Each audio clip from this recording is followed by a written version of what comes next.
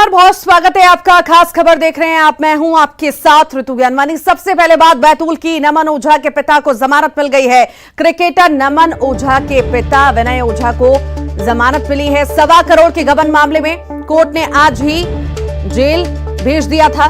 विनय ओझा के वकील अंशुल गर्ग ने बेल मिलने की पुष्टि की है। बेल बॉन्ड्स भरने की प्रक्रिया लगातार जारी है। पुलिस पर गलत सूचनाएं फैलाने का भी आरोप लगाया है। लगभग 1 घंटे बाद नमन ओझा अपने वकील के साथ बैतूल पहुंचेंगे। मीडिया के सामने अपना पक्ष रखेंगे। 1 दिन की पुलिस रिमांड के बाद पुलिस ने अजय विनय ओझा को दोबारा मुल्ताई कोर्ट में पेश किया था। आज पुलिस ने दोबारा रिमांड नहीं मांगी थी, जिसके बाद विनय ओझा का जेल वारंट जारी हुआ था। मुल्ताई के द्वितीय अपर सत्र न्यायाधीश ने जमानत दी है।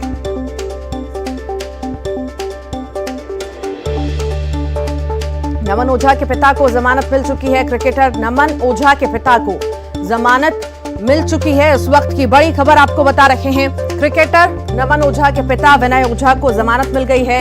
गबन मामले में कोर्ट ने आज ही भेज दिया था जेल। विनय ओझा के वकील अंशुल गर्ग ने बेल मिलने की पुष्टि की है। पुलिस पर गलत सूचनाएं फैलाने का भी आरोप है।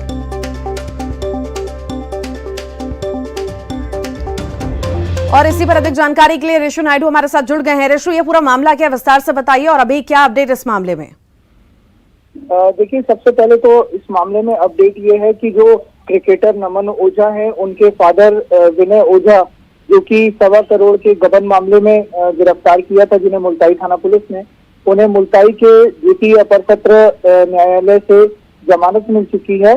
फिलहाल जो है बॉन्ड्स भरने की कार्रवाई वहां पर चल रही है। ये पूरा मामला साल 2013 से शुरू हुआ था, जब नमन ओझा के जो पिता है विनय ओझा, वो मुल्ताई ब्लॉक का एक गांव है जौलखेड़ा, वहां के महाराष्ट्र बैंक की शाखा में असिस्टेंट मैनेजर के पद पर सदस्य थे। और ये आरोप लगा था उनके ऊपर कि उन्होंने जो मैनेजर थे अभिषेक राजन, उनके साथ मिल करके और अन्य 8 कर्मचारियों के साथ मिल करके 34 फर्जी खाते बनाए थे। केसीसी जो किसान क्रेडिट कार्ड है, उनके 34 फर्जी खाते बनाए थे और उनमें लोन की राशि ट्रांसफर करके और बाद में उस पूरी राशि का हरण कर लिया गया था, जो लगभग 1.25 करोड़ के आसपास की ये आरोप था। इस मामले में जो बाकी अन्य आरोपी थे, उनकी गिरफ्तारी पहले हो चुकी थी। केवल नमन ओझा के जो पिता है विनय ओझा, वो इसमें फरार थे, जिन्हें मुल्ताई पुलिस ने गिरफ्तार करके कोर्ट पेश किया था। आज नाटकीय घटनाक्रम रहा। सुबह दोपहर में पुलिस ने जब उन्हें कोर्ट में पेश किया तो पुलिस ने उनका पुलिस रिमांड नहीं मांगा, जिसके बाद जेल वारंट कटने के बाद उन्हें जेल में भेज दिया गया। मुल्ताई उप जेल में भेज दिया गया था।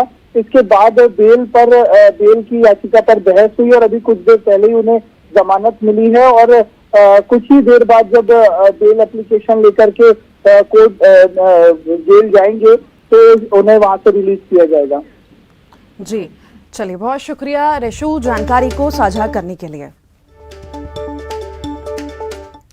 रायपुर से बड़ी खबर है। बीजेपी कार्यकर्ताओं ने लोकार्पण किया है। रामनगर अंडरब्रिज का लोकार्पण किया है। लोकार्पण की बात जो रहे, अंडरब्रिज जनता को समर्पित किया है। बिना विधायक, मंत्री और वीवीआईपी के ये लोकार्पण हुआ। लोकार्पण करते ही लोगों की आवाजाही शुरू हो चुकी है। लोकार्पण की बात जो रहे, अंडरब्रिज जनता को समर्पित किया है। बिना विधायक और मंत्री, वीवीआईपी के ये शुभारंभ हो चुका है। लोकार्पण करते ही लोगों की आवाजाही भी शुरू हो चुकी है।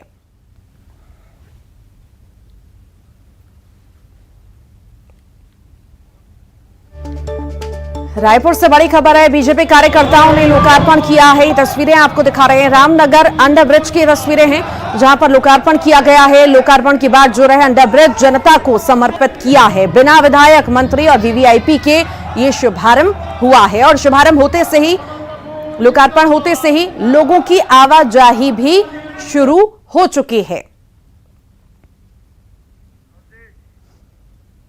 और इसी पर अधिक जानकारी के लिए अवधेश हमारे साथ जुड़ गए हैं। अवधेश, अंडरब्रिज का लोकार्पण हुआ, शुभारंभ हुआ, आवाजाही भी शुरू हो चुकी है, पर कोई शामिल नहीं हुआ वीवीआईपी? बिल्कुल, देखिए, ये ब्रिज तकरीबन 15 दिन से बनके तैयार हो चुका था। रंग रोगन के लिए इंतजार किया जा रहा था। रंग रोगन भी हो चुका था। लोगों को लगातार दिक्कतें हो रही थी, क्योंकि ओवरब्रिज ठीक उससे सटा हुआ है। लोगों को आवाजाही में दिक्कतें हो रही थी, लगातार जाम लगने की स्थिति हो रही थी। तो चूंकि इस पूरे अंडर ब्रिज का लोकार्पण सत्ता पक्ष के विधायक को, मंत्री को एक बकायदा कार्यक्रम के साथ करना था, लेकिन बीजेपी के कार्यकर्ताओं ने, नेताओं ने आज ब्रिज के पास वो पहुंचे और विधिवत पूजा अर्चना करके जो अंडर ब्रिज है उसका लोकार्पण कर दिया। लोगों ने आवाजाही शुरू कर दी। तो कुल मिला के ये एक तरह की राजनीति भी है कि एक जो अंडर ब्रिज है, लोगों को जो सुविधा थी, जो मिलनी थी, वो बन के तैयार था, लेकिन लोकार्पण का पार्ट वो उसे जोहा जा रहा था, लोकार्पण नहीं हो पा रहा था। इस वजह से जो बीजेपी के जो लोग, उन्होंने इसका लोकार्पण कर दिया। अब लोगों ने आवाजाही भी शुरू कर दी है। पर अवधेश, आखिर क्या वजह रही कि 15 दिन तक ये अटका रहा लोकार्पण, के लोग वहां से नहीं निकल पा रहे थे और ये एकदम से बीजेपी कार्यकर्ताओं ने कर दिया? इसमें कोई शामिल भी नहीं हुआ कांग्रेस की तरफ से?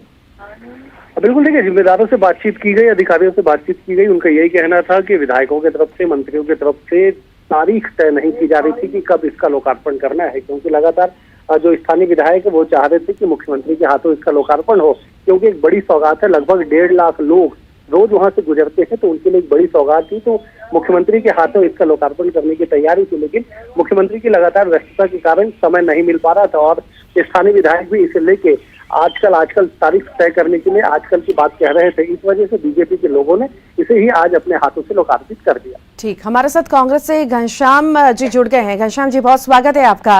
अंडरब्रिज का लोकार्पण हो गया है, आवाजाही भी शुरू हो गई है, जो कि बीजेपी कार्यकर्ताओं ने किया है, किस तरह से देखते हैं आप इसे? देखिए, जिस प्रकार से भारतीय जनता पार्टी के शासनकाल में, मैं आपको याद दिला दूं, रायपुर के अंदर फुटब्रिज का निर्माण इन्होंने किया था, करोड़ों रुपए का भ्रष्टाचार हुआ और वो फुटब्रिज आज तक चालू नहीं हो पाया। इसी प्रकार से करोड़ों रुपए की लागत से एक्सप्रेसवे रायपुर में बनाया गया था और क्षेत्र के उस समय विधायक रहे भारतीय जनता पार्टी के, उन्होंने अधूरे ब्रिज का लोकार्पण कर दिया और आज स्थिति ये है कि वो कई जगहों से दरक चुके हैं और उस पर पुनर्निर्माण का कार्य जारी है, आज तक लोकार्पित नहीं हुआ है।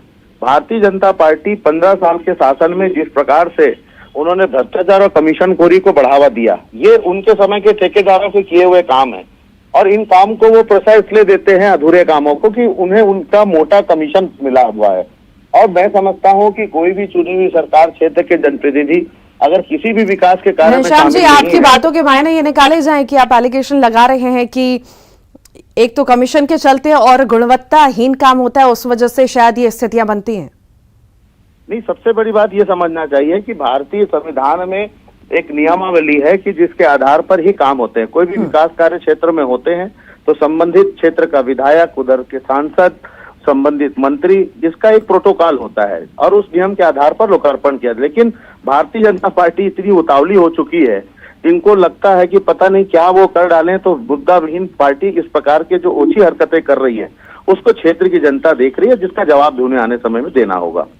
पर बीजेपी की तरफ से तो यही जवाब दिया जा रहा है कि समय नहीं था मंत्रियों के पास, कार्यकर्ताओं के पास, तारीख ही तय नहीं हो पा रही थी। पार्टी ये थोड़ी तय, भारतीय जनता पार्टी के कार्यकर्ता ये तय नहीं करेंगे कि कार्यक्रम कब होगा, काम पूरा हुआ है नहीं हुआ है। अधूरे काम को किसी प्रकार का लोकार्पण करना लोगों की जान माल से खेलना होता है। ये ये वो कर सकते हैं, लेकिन हम जिम्मेदार सरकार हैं, जवाबदेही सरकार है, तो कोई भी काम जवाब ले लेते हैं। बीजेपी से विमल चोपड़ा जी जुड़ गए। विमल जी, बहुत स्वागत है आपका। ऐसी क्या आन पड़ी थी कि इतनी जल्दबाजी में अंडरब्रिज का लोकार्पण करना पड़ गया? देखिए, ऐसा है, कांग्रेस की सरकार जब से बनी है तब से कुछ कर पा रहे हैं, न समयबद्ध कार्यक्रम के आधार पर वो कोई का निर्माण कर पा रहे हैं। आप देखिए, एक्सप्रेस हाईवे में बना था जिसमें कम करके आज 3.5 साल हो गया, कुछ कर पाए वो? आज भी 3.5 साल में उसको चालू नहीं कर पाए।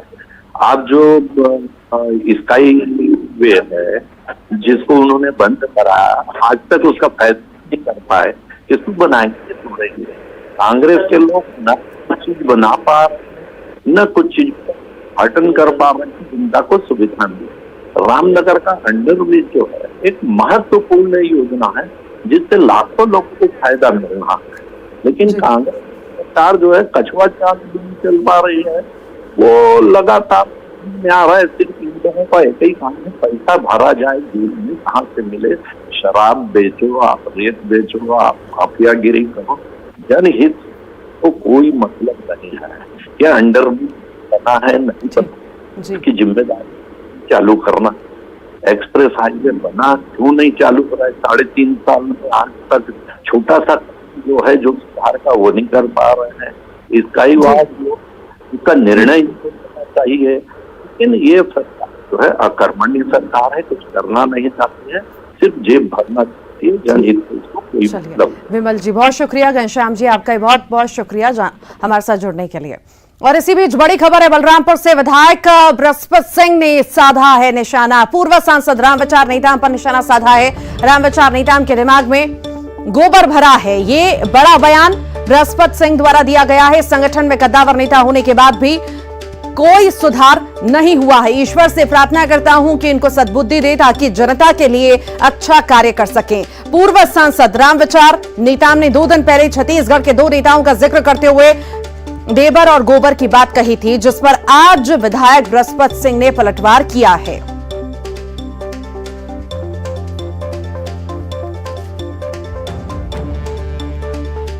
उनके कार्यकलाप को देखकर जनता ने जब उनको हटा दिया, विधायक मंत्री पद से हटा दिया, तब भी पार्टी ने उनको सरों आंखों पे बैठाया और उसको राज्यसभा बनाकर दिल्ली भेज दिया। चुनाव हारने के बाद भी राज्यसभा में बैठा के भेजा और राष्ट्रीय स्तर का एसटी सेल के इसको अनुसूचित जनजाति विभाग के राष्ट्रीय अध्यक्ष भारतीय जनता पार्टी ने बनाई।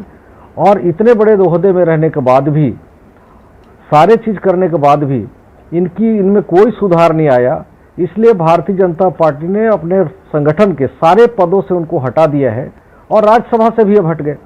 तो इनके दिमाग में जो है, इतने साल करने के बाद भी अगर बुद्धि नहीं आई और इनके दिमाग में अगर गोबर ही भरा हुआ है, तो इसको से यही प्रार्थना करो कि उनको ईश्वर सद्बुद्धि दे, इनके दिमाग से गोबर को निकाल के इनको सद्बुद्धि दे दे ताकि जनता के लिए अच्छा काम कर सके।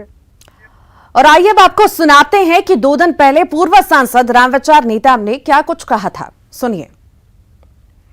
ढेबर बालू और दारू ये ब्रांड है, ब्रांड बन गया ढेबर का ब्रांड, गोबर और बालू और दारू। दारू मतलब ढेबर, बालू मतलब ढेबर। जहां भी जाइएगा किसी नदी में कोई भी वहां खोद रहा है, कोई भी निकाल रहा है, किसका है भैया? तो या तो ढेबर का है या यहाँ के गोबर है।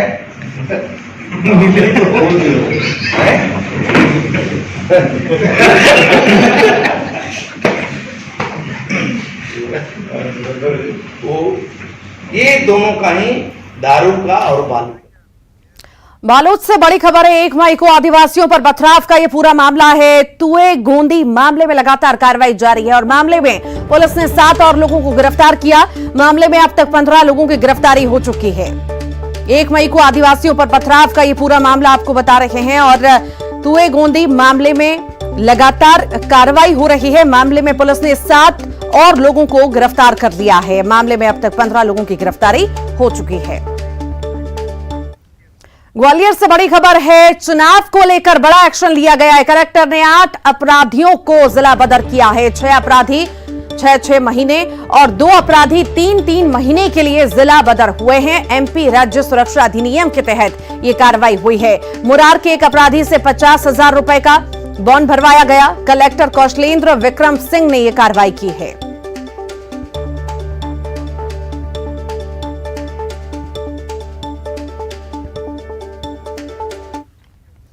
रायपुर में मेफेयर रिसोर्ट पहुंचने पर सीएम भूपेश बघेल ने कहा कि हरियाणा राज्यसभा चुनाव के लिए मुझे पर्यवेक्षक बनाया गया है और मुझे लगता है कि अजय माकन चुनाव जीतेंगे, लेकिन बीजेपी के कारण रस्साकशी की स्थिति पैदा हो गई है। तो वहीं हरियाणा के पूर्व सीएम भूपेंद्र सिंह हुड्डा ने कहा कि पार्टी में कोई नाराजगी नहीं है, कांग्रेस की जीत होगी। राज्यसभा सांसद राजीव शुक्ला ने भी कहा कि हरियाणा और राजस्थान में कांग्रेस उम्मीदवारों की जीत होगी। देखिए, एक सीट के कैंडिडेट मतलब जो मतदाता थे वो भाजपा के पास और एक कांग्रेस के पास है। जबरदस्ती तीसरा कैंडिडेट खड़ा करा के इस प्रकार से रस्साकशी थोड़ा सा बढ़ाया हुआ है, लेकिन पूरा समर्थन है हमारे पास। 31 है हमारे, 31 पूरे हमारे। एक विधायक जो विधायिका हमारी, उनकी तबीयत ठीक नहीं थी, बाकी सब। कुलदीप जी थोड़ा सा नाराज चल रहे हैं आप लोगों से, ऐसा पता चला है, वो है क्या? नहीं, कोई नाराजगी नहीं है। बीजेपी ने रखा होगा कि हमारे सारे विधायक हमारे साथ हैं, कोई क्रॉस वोटिंग नहीं होगी, हमें पूरे के पूरे 31 वोट मिलेंगे, इसमें कोई शक नहीं। राजस्थान में कोशिश बीजेपी वाले कर रहे हैं लेकिन कोई तोड़फोड़ नहीं कर पाएंगे, वहां भी हमारा तीसरा प्रत्याशी विजयी होगा। सब जगह हरियाणा।